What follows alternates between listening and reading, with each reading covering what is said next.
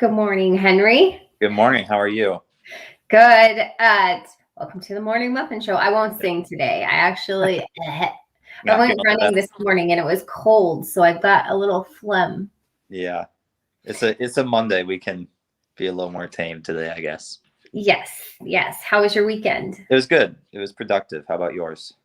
It was. I just went up and I checked my apple trees and I showed some houses in Elk River, which was out of my comfort zone. I haven't been up to Elk River in probably 5 years. A little bit of a ways up there. Yeah. Yeah. Bad. So today's topic, we are talking about multifamily purchases. So that's duplexes, triplexes, quads or fourplexes. Also trending is single family homes with a second kitchen for multi-generational living. Not considered duplexes though. In the eyes, they are still considered single family unless I know FHA has certain rules about it, like not wanting a second kitchen. They'll actually have you like remove appliances. So let's talk a little bit about that. What is your experience with multifamilies? Have you sold a lot of duplexes, triplexes? I would say not as much as single families, but I have sold a decent amount, a couple a year. I would say I have a few investors who have bought them, who are in the market for them. I actually have a triplex in St. Paul that might be coming on the market here in the next month or two. Nice. From an investor who's capitalizing on the crazy market we're in. So yes, we help investors and we have experience helping those multifamilies. It's a fun market. For most investors, there's no emotion in it, right? It's all, what are the numbers and do the numbers make sense for me? And if so, great. Let's move forward with it. So it sounds like your experience has been mostly with investors. Yep. Okay. Yep. Yeah, my experience is like the opposite. It's like the unusual couples that like he wants his place, she wants hers, but like they want to be together, or it's a first-time home buyer and they want to get a leg up in their equity. And so they'll buy it and then rent out the other side and basically like live in it for free. Yep. Mm-hmm. Yeah. I myself, we sold a duplex this past November. So it'll be a year in November. And it was a great opportunity. I'm a landlord as well. Have you ever been a landlord? I'm not. Nope. Okay. It is unusual. Yeah. But you do property management, don't you? I did for a little bit. Yep. Okay. Yeah, I managed some townhomes and condo associations. Okay. Yeah. So it can get a little tricky, can't it? Yep. A little bit. Okay. So what is your advice for somebody who is like a first-time home buyer thinking of renting out the other side? So as a property manager, what's the best piece of advice you can give them? Location.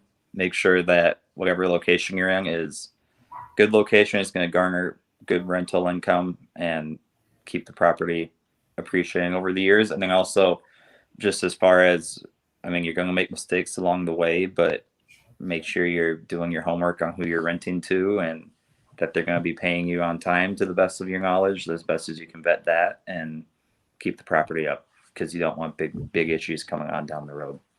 Yeah. There are some unusual, I know like St. Paul has their new laws that took effect. I don't remember. It stands for something like CARES or something like that.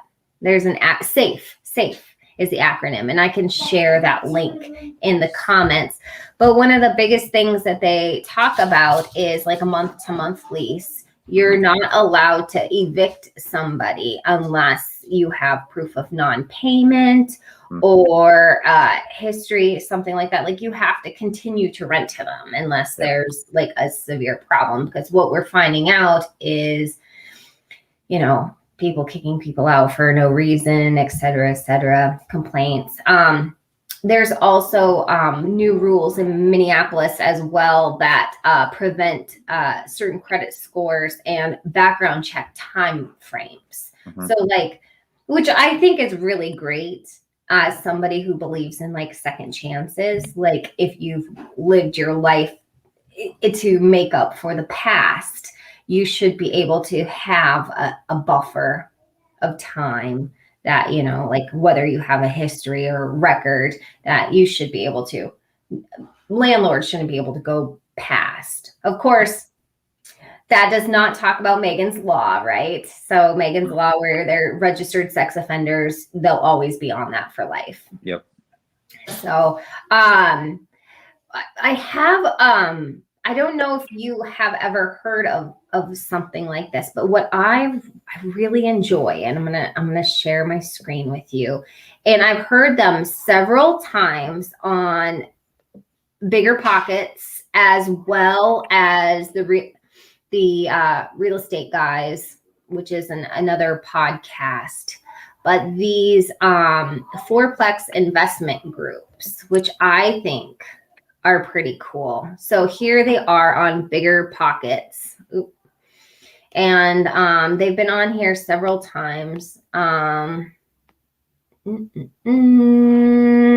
they talk about them a little bit. So I must have accidentally hit a forum, sorry.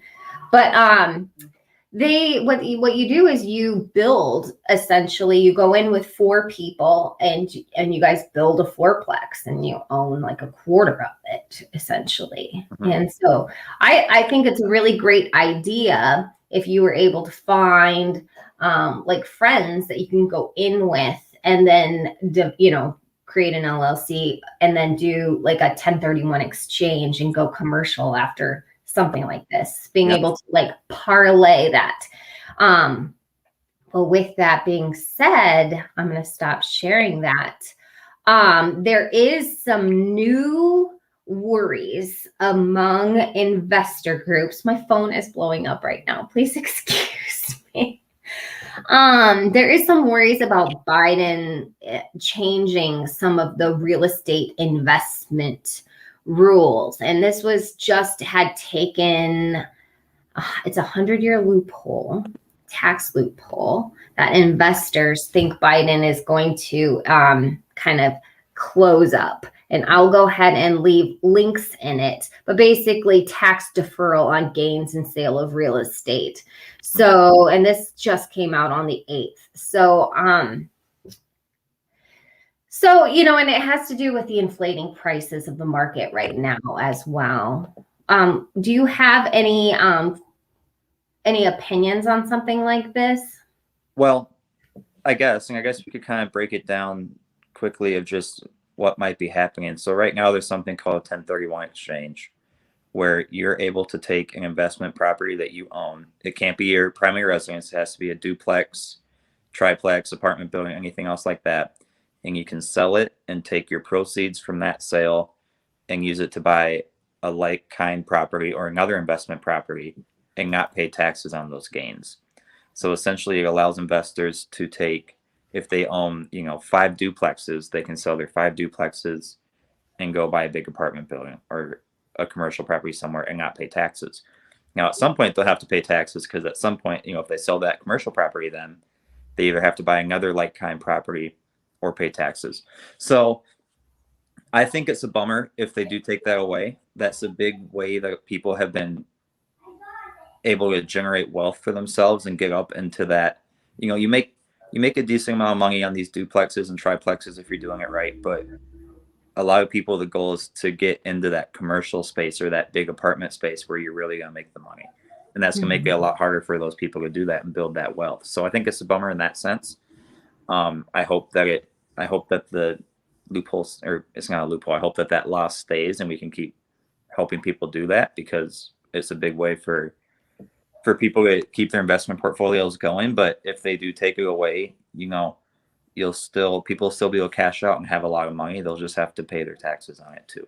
So yeah, I know it's hard because there's I think inflation, like I think about even just being a kid and thinking about maybe even like a young adult, and watching how things have changed in sizes, like in the way that inflation is now. Like, for example, my husband loves to drink that soda water, bubbly and things like Oh yeah, that. yeah, And they used to sell them in 12 packs, and now all you can find is 8 packs, but they're the same price.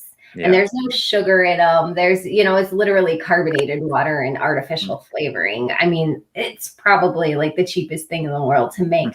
However, they are just taking the average person to the cleaners. So I can see where Biden and his administration would want to make reparations for some of the quote unquote unfairness that is happening in the general wealth of the United States. So I can see that that is the way he's trying to appeal. However, there is still an amazing amount of wealth to be gained from real estate, Mhm. and I'm absolutely a firm believer of that.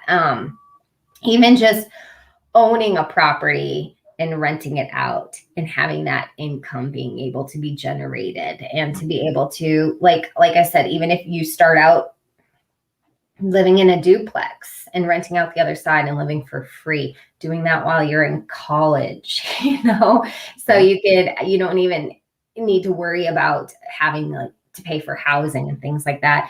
Mhm. Even just doing that for your kids, like I do that for my son. My son will be able to live in a condo that we have in Uptown for free, or he can rent it out and use that as income, things like that Yeah. for while he goes to school. If he wants to go to school here, if he doesn't want to go to school here, he can sell it and then use that money to, pay for his tuition somewhere else. So it's not just about me. It's also, I think real estate is a way to create that generational wealth. Mhm. Mhm. What has been your experience with just that, like with your investors and whatnot, about paying it forward for the next generation?